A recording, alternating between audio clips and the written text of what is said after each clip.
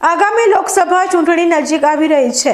બીજી બાજુ હાલમાં રવિ સિઝન પણ ચાલી રહી છે, ત્યારે ખાસ કરીને દાંતા તાલુકાના આદિવાસી વિસ્તારમાં મતદાન જાગૃતિ સાથે પ્રાકૃતિક ખેતીવાડી તેમજ રાષ્ટ્રીય કાર્યક્રમ બની ચૂકેલા સ્વચ્છતા અભિયાન અંગે આદિવાસી વિસ્તારમાં લોકજાગૃતિ લાવવા માટે અંબાજીની આર્ટ્સ કોલેજની NSS ટીમ દ્વારા આદિવાસી વિસ્તારના કેસરપુરા ગામે NSSની 7 દિવસીય જાગૃતિ શિબિરનું આયોજન કરાયું છે।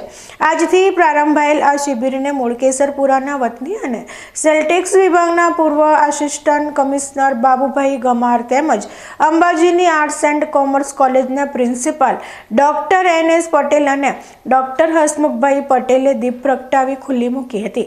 આ આદિવાસી વિસ્તારમાં ખાસ કરીને વ્યસન મુક્તિ નિરક્ષરતા તેમજ આદિવાસી વિસ્તારના કુરિવાજો અંગે તેમની જ ભાષામાં તેમને જાગૃત કરવા NSSના 50 જેટલા વિદ્યાર્થીઓ દ્વારા કામગીરી કરાશે। 7 દિવસની આ શિબિર દરમિયાન રાત્રે સાંસ્કૃતિક કાર્યક્રમો રજૂ કરી ગામ લોકોને મનોરંજન પૂરું પડાશે।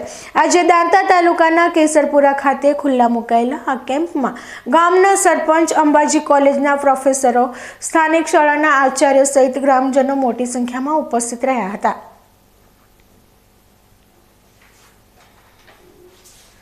श्री आरासुरी अंबाजी माता देवस्थान ट्रस्ट संचालित श्री अंबाजी आर्ट्स कॉलेज नो आ 7 दिवसीय वार्षिक NSS शिबिर केसरपुरा दांता तालुका ने केसरपुरा जे गाम है दांता तालुकानु गाम है अने ए केसरपुरा गाम में 7 दिवस सुधी अहींया अमारा कॉलेज में अभ्यास करता विद्यार्थी रोकाशे।